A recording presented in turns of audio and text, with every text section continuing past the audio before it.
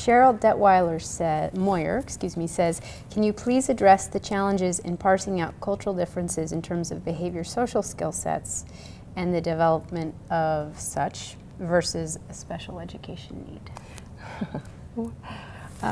Similar to sort of building capacity around learning the process of second language acquisition, I think similarly we have to look at that process of acculturation and how that manifests for different groups of students.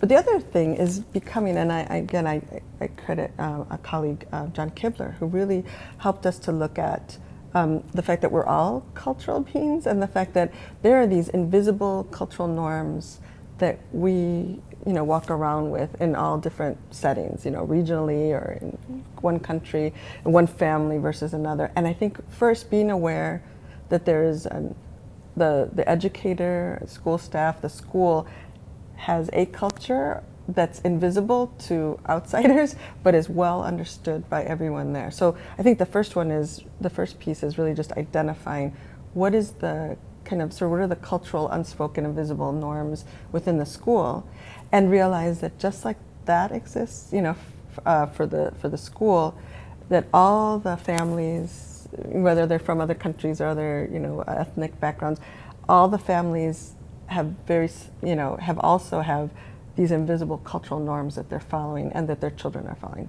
And so the idea is that really think about those until you come up against somebody who's doing things differently. So this notion of the eye contact. Well, if somebody is doing something different than what you're used to, being able to have a conversation instead of assuming that we all have the same cultural norms. And again, while we have cultural norms, like in the US, it's understood that time is money, we have to be on time, we have to be on early, all of that. And it's understood. Well, in other countries or other communities, other families, that isn't necessarily the case. Sometimes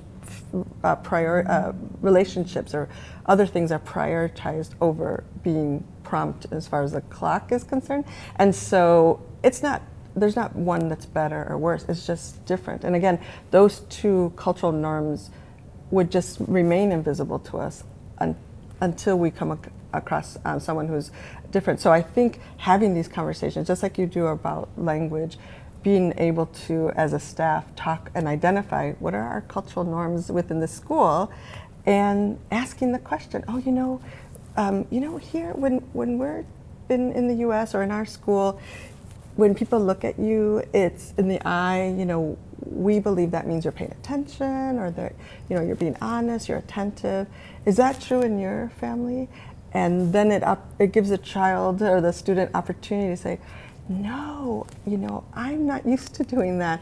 And every time, we have to look at people, it makes me feel maybe ashamed because I feel like I'm disrespecting the adult. Like opening it up to a conversation. And recently I was with teachers and they said that, make it natural to have these conversations about cultural norms and differences. There's not one that's better or worse, it's just different, and being able to have those conversations. Mm-hmm. Right, and I think what you're trying to do is help students, give them the tools that they need to be successful in the setting that probably will represent their future in American schools, and not lose the norms that they have as well, and find a way. They're becoming sort of cultural code switchers, right? So that they kind of have that. I think Alba Ortiz, when we interviewed her, said that she grew up in a household where as you said, looking up at an adult was considered an act of defiance. And she was growing up in San Antonio, but she was, she had the cultural background of her family and her parents and her grandparents, and so that was, something where she wouldn't have looked an adult in the eye, and so that kind of is important there.